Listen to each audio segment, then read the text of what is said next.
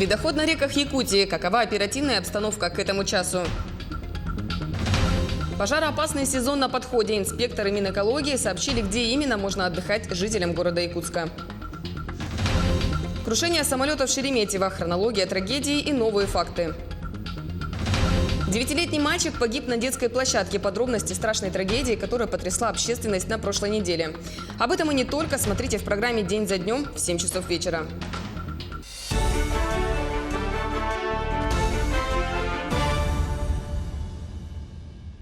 Это новости в прямом эфире. В студии Ольга Башук. Здравствуйте. Нижняя кромка ледохода на реке Леня находится в районе села Хамра Ленского района. На реке Алекме уровень воды ниже критической нормы. Нижняя кромка ледохода около села Куду-Кюэль, а в устье реки наблюдаются подвижки льда. На реке Вилюй подвижки льда около Нюрбы. Уровень воды ниже опасных отметок. На Алдане нижняя кромка льда находится у села Угина. На северных реках Якутии по-прежнему наблюдается ледостав. По прогнозам специалистов, ледоход у поселка Зырянка ожидается через 3-4 дня. Насколько готовы медучреждения оказать помощь при возникновении чрезвычайной ситуации в паводковый период, проверил Роспотребнадзор. В связи с половодьем усилен контроль за всеми ответственными структурами. Проведена оценка готовности медицинских организаций по подготовке к приему больных, наличию средств диагностики, лечения и профилактики, в том числе созданию запаса вакцин по эпидемическим показаниям, препаратов экстренной профилактики, а также средств неспецифической профилактики. Роспотребнадзор также проверил нештатные формирования на способность оказать помощь при чрезвычайной ситуации и резервные пункты временного размещения в случае эвакуации людей из затопленных населенных мест. Вслед за ледоходом придет другой сезон стихийной готовности – пожароопасный. В этом году он в Якутии начнется предварительно с 15 мая. В связи с началом сезона охоты по всей республике активно ведется патрулирование лесов. Сегодня МЧС совместно с инспекторами Минэкологии провели противопожарный рейд по окраинам столицы. С ними побывала наш корреспондент Елизавета Васильева. Из-за меня пожар где-то есть? Ну вообще из людей же очень много. Я понял, из-за меня есть пожар? Ну, возможно, будет, поэтому Есть или нет? Будет это будущее время. Я спрашиваю про настоящее. Есть пожар от вы меня? потушите, когда Нет не же. будет, проводим рейды. Я понял. Давайте я буду слушать вот МЧС России, а не репортеров, ладно? Почему? Ну вы кто вообще мне? А вы мусорные баки, да. И вы без костра, без ничего просто отдыхаете. Да, просто вот посидели. А сегодня не будете разводить костер? Нет. У нас с собой ничего нет. Ежегодно сотрудники МЧС и инспекторы Минэкологии в дни майских праздников проводят около 60 рейдов. И на каждом выезде предупреждение. Уже третий год администрация города выделяет специальные места для отдыха горожан. Но по словам самих отдыхающих, этих территорий всем желающим не хватает. Мы стоим в специально отведенном для отдыха месте. Это 20-й километр Покровского тракта. Вы можете также отдохнуть в 25-м километре этого же тракта, еще в 21-м километре Намского тракта и в местности Юсхатын. А если вы частное лицо и отдыхаете в неположенном месте, вас ждет штраф от 1500 до 3000 рублей. А на должностных лиц полагается штраф от 6 до 15 тысяч, на индивидуальных предпринимателях от 20 до 30 тысяч. Кроме этого, если юридические лица нарушают правила пожарной безопасности, они заплатят от 150 до 200 тысяч рублей штрафа.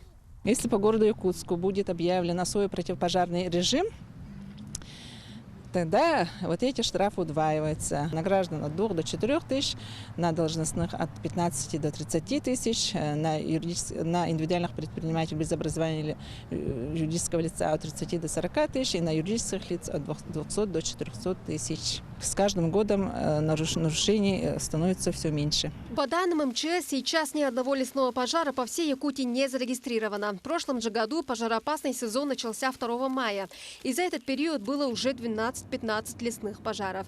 Причин распространения огня много. Это и неосторожное обращение человека с огнем, и сухая жаркая погода, а также сельхозпал.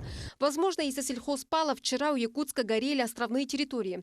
Местность окружена водой, опасности для населения нет. Но все же, по словам экспертов, сельхозпал надо произвести под охраной, чтобы были люди, техника и вода. Ну, они каждый год так палят, хотя запрещено у нас сельхозпал. Или разрешено, в принципе, но надо заранее согласовывать с администрацией, с лесничеством. Впереди лето. Утверждено 25 планов тушения лесных пожаров и перечень населенных пунктов, где могут произойти пожары. В него вошли свыше 300 поселений с населением более 700 человек. Елизавета Васильева, Джулустан Иннокентьев, Якутск. Тем временем для автотранспортников закончились 5 долгих месяцев работы на зимних трассах. В Алмаздортрансе подвели итоги. С какими проблемами пришлось столкнуться и как с ними справлялись, расскажем в сюжете далее. Сложный период перевозок для автотранспортников завершен. 5 долгих месяцев водители работали на зимних трассах, а руководители Алмаздортранса и Ленской автобазы решали непростые задачи, связанные с переходом предприятия в дочку. Проблемы в основном коснулись нехватки водительского состава. Это накладывало определенные трудности, но в итоге производственные задачи, поставленные компанией «Алроса», выполнены. Конечно, были и организационные моменты, которые нам приходилось решать на ходу. Было принято решение о принятии водителей, о наборе водителей на грузоперевозки. Конечно, не все нам удалось выполнить в полном объеме, но те производственные показатели, которые нам доводили, мы выполнили на 100%. Вопрос с комплектованием водительского состава удалось решить. За руль посадили водителей по договорам на период зимников. Они и отработали на традиционных для зим направлениях на Кын и Усть-Кут. Номенклатура груза не изменилась. Светлые и темные нефтепродукты, селитра и оборудование для горно-обогатительных комбинатов. У нас основные площадки, куда перевозился налив, это был на Кын. Светлых нефтепродуктов мы туда перевезли с Ленска порядка 10 тысяч тонн. С Нюрбы светлых нефтепродуктов 21 тысяча тонн. И с мирного нефтяного топлива было перевезено 13 тысяч тонн. Отработали в этом году хорошо. Груз доставили заказчикам в полном объеме и вовремя. Сейчас пора подготовки к следующему этапу грузоперевозок – навигации. Первые суда уже загружены и ждут ледохода, следом за которым сразу двинутся в путь. Это значит, автотранспортникам расслабиться не придется. Вячеслав Пилипенко, Олег Соснин, телеканал «Алмазный край». Власти Якутии выделили дополнительные средства на мониторинг состояния пойменных экосистем реки Вилюй и ее притоков. Правительство Якутии на 2 миллиона 148 тысяч увеличило финансирование проведения научно-исследовательской работы. Согласно распоряжению правительства, средства выделяются в целях получения объективной интегральной оценки состояния пойменных экосистем. Предложение ученой общественности республики об экспедиции по исследованию рек Вилюйской группы районов было поддержано главой Якутии Айсеном Николаевым. Отмечается также, что дополнительные средства выделяются из резервного фонда правительства региона.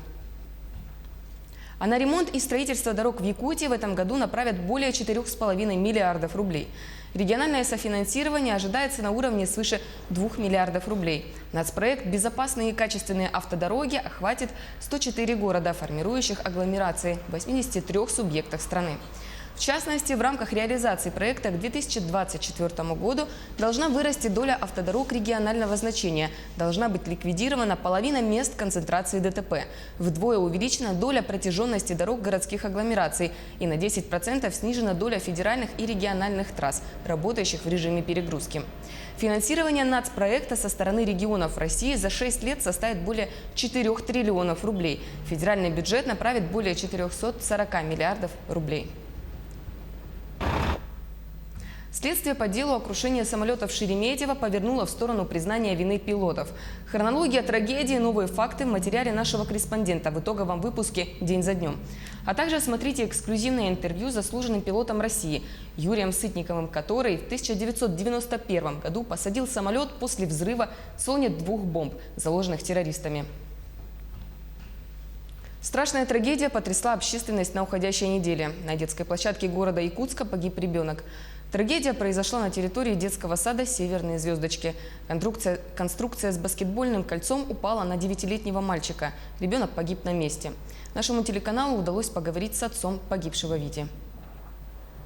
Все-таки хотелось бы так посильнее обратить внимание. И я считаю, что, наверное, кто-то должен понести за это ответственность. И в первую очередь это не дворник или охранник, который не закрыл калитку в детском саде, на детской площадке, и не кто-либо там еще находящийся в тот день. Конкретно я слышал такое, что были не прикручены конструкции. Подробности о трагедии того страшного дня смотрите сегодня вечером на нашем канале в итоговом выпуске новостей за неделю Якутия день за днем. К другим темам. Плату за коммунальные услуги по общедомовым нуждам предлагают изменить. Согласно законопроекту, который внесли в Госдуму парламентарии, размер расходов граждан в составе платы за содержание жилого помещения предложено определить, исходя из показаний счетчиков. Это плата за холодную и горячую воду, электроэнергию, отведение сточных вод. Сейчас размер расходов граждан по вышеуказанным общедомовым нуждам определяется, исходя из нормативов потребления. Авторы законопроекта уверены, он позволит обеспечить принцип справедливости в части начисления платы за жилищно-коммунальные услуги на общедомовые нужды. Еще один законопроект в сфере ЖКХ будет рассмотрен Госдумой в этом месяце.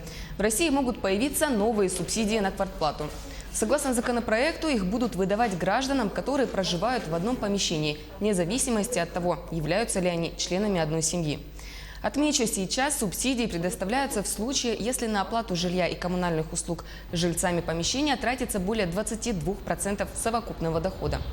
При этом для получения субсидий необходимо предоставить ряд документов, в том числе подтверждающих родство с лицами, проживающими вместе с заявителем. Также парламентарии предлагают рассмотреть проект об учете мнения педагогов при выборе школами учебников. Как отмечают разработчики, на практике школы сами определяют список учебников, а педагоги потом выбирают из него пособия. Из-за этого в школьных библиотеках накапливается невостребованная учебная литература. По мнению авторов, законопроект позволит уменьшить неоправданные расходы бюджетных средств и сократить федеральный перечень учебников. Отмечу, в конце 2018 года их было 1377 наименований. А российские энергетики готовят новшества, которые позволят сэкономить на электроэнергии. Пилотные проекты стартуют уже с июля этого года и будут проводиться до конца 2020 года. Экономить мелким и средним потребителям предлагается за счет снижения своего потребления в определенные часы. Так, днем потребляется больше электроэнергии, чем ночью. Еще есть утренние и вечерние пики потребления, когда все собираются на работу и приходят домой, включают много электроприборов. Чтобы обеспечить электроэнергию в такие пиковые часы, включаются электростанции, которые могут простаивать ночью. Если пиковое использование будет расти, потребуется строить новые станции, за которые нужно будет платить непосредственно потребителям.